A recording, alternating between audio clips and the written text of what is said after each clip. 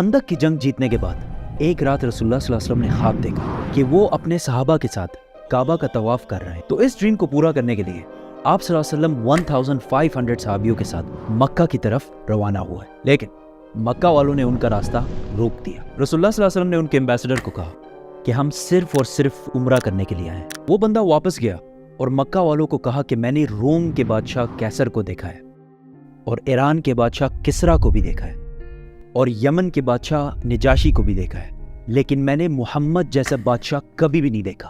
جب وہ وضو کرتے ہیں تو لوگ اس پانی کا قطرہ بھی زمین کو ٹچ کرنے نہیں دیتے.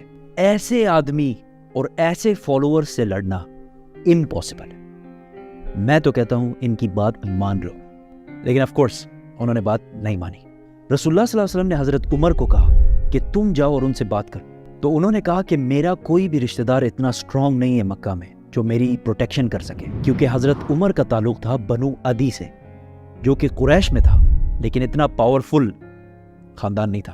حضرت عمر نے کہا آپ عثمان کو بھیجیں، کیونکہ عثمان کا تعلق بنو امیہ سے تھا اور بنو امیہ قریش کی سب سے اسٹرانگ اور سب سے مالدار فیملی تھی. اور آگے جا کر اس فیملی نے آلموسٹ 100 سال تک مسلمانوں پہ حکومت بھی کی ہے، اور آج تک مسلمانوں کی ایک سینٹرلائزڈ سب سے بڑی امپائر جو تھی وہ بھی یہی امیہ امپائر. اور آج تک مسلمانوں کا سب سے طاقتور بادشاہ، وہ بادشاہ جس نے سب سے زیادہ لینڈ پر حکومت کی ہے، وہ بھی اسی خاندان سے تھا جس کا نام تھا ولید بن عبد الملک. ان کی سٹوریز پھر کبھی کریں گے تو سبسکرائب. حضرت عثمان نیگوشیٹ کرنے مکہ گئے، لیکن اس میں ان کے کافی دن گزر گئے، جس کی وجہ سے مسلمانوں میں یہ افواہ پھیل گئی کہ حضرت عثمان کو شہید کر دیا گیا ہے. اور اس زمانے میں ایمبیسڈر کو قتل کرنا جنگ کا اعلان کرنا جیسے تھا. اس افواہ کی وجہ سے سارے صحابہ جمع ہوئے اور ایک درخت کے نیچے جس کا نام رضوان تھا رسول اللہ صلی اللہ علیہ وسلم کے ہاتھ پر بیعت لی کہ ہم سب مر جائیں گے لیکن عثمان کے خون کا بدلہ ضرور لیں گے. But that was all a misunderstanding. اور عثمان بالکل ٹھیک ٹھاک واپس آ گئے، لیکن اس سے مکہ والوں کو ایک اسٹرانگ سگنل گیا کہ اب یہ لوگ پیچھے ہٹنے والے نہیں ہیں. اتنی ٹینس سچویشن اور کنفیوژن میں آخر کار مسلمانوں اور کافروں کے درمیان ایک ایگریمنٹ سائن ہوئی. نمبر 1 کہ مسلمان اس سال نہیں بلکہ اگلے سال عمرہ کرنے کے لیے آئیں گے. نمبر 2 10 سال کے لیے مکہ اور مدینہ کے درمیان کوئی لڑائی نہیں ہو. نمبر 3 اگر مدینہ سے کوئی آدمی مکہ جائے اسلام چھوڑ کر تو اسے کچھ نہیں کہا جائے گا، لیکن اگر مکہ سے کوئی آدمی مدینہ جائے اسلام قبول کر کے تو اسے واپس کرنا ہوگا. کسی بھی صحابی کو یہ ایگریمنٹ پسند نہیں آئی، کیونکہ اس میں تو کلیئرلی لگ رہا ہے کہ مکہ والے بدماشی کر رہے ہیں. لیکن رسول اللہ صلی اللہ علیہ وسلم نے ان سارے صحابیوں کی رائے سائڈ پہ کر کے اس ایگریمنٹ پر مہر لگا لی. جو بندہ مکہ کی طرف سے اس ایگریمنٹ کو سائن کر رہا تھا، جیسے یہ ایگریمنٹ سائن ہونے لگی اس کا خود کا بیٹا مکہ سے بھاگ کر اسلام قبول کر کے یہاں پہنچ گیا، لیکن رسول اللہ صلی اللہ علیہ وسلم نے اس کو واپس کر دیا. وہ صحابی ابو جندل روتا رہا، چیختا رہا کہ مجھے ان ظالموں کے پاس واپس مت بھیجو، لیکن a deal is a deal.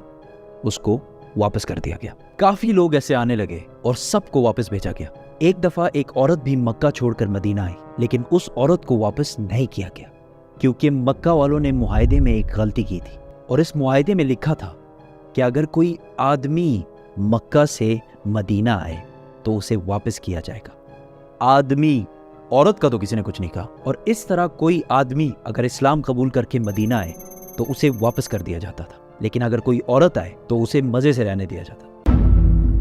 ایسا سسٹم چلتا رہا. آخر ایک شخص آیا، ابو بصیر. رسول اللہ صلی اللہ علیہ وسلم نے اس کو بھی واپس کیا، لیکن وہ کسی طرح وہاں سے بھاگ کر مکہ اور مدینہ دونوں کو چھوڑ کر ادھر ان the middle of nowhere رہنے لگا.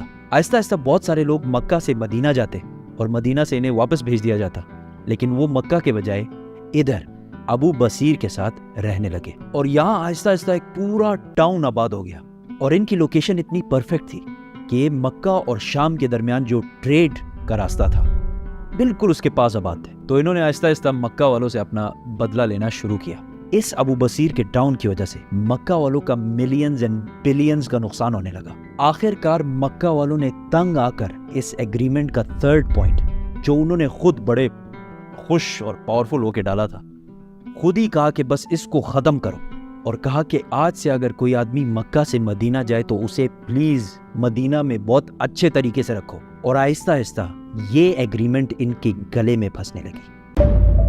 معاہدے کا دوسرا پوائنٹ یہ تھا کہ 10 سال تک کوئی بھی لڑائی نہیں ہوگی. تو رسول اللہ صلی اللہ علیہ وسلم نے اس کا فل فائدہ اٹھاتے ہوئے عرب سے باہر جو دنیا کے باقی ایمپائرز اور سپر پاورز تھے ان کو اسلام کی دعوت دینا شروع کی. تو ایک لیٹر گیا حبشہ, آج کے زمانے میں ایتھیوپیا. دوسرا لیٹر گیا رومن ایمپرر ہرکل ہراکلس. اور تیسرا لیٹر گیا ایران کے بادشاہ خسرو کے پاس. یہ آج کے زمانے میں تو ہمیں پتہ ہے کہ بڑی بات تھی, لیکن اس زمانے میں ان بادشاہوں کے لیے یہ ایسے تھا کہ آج پاکستان کے ایک چھوٹے سے گاؤں سے کوئی لیٹرز لکھے ڈونلڈ ٹرمپ اور شی جن پنگ کو.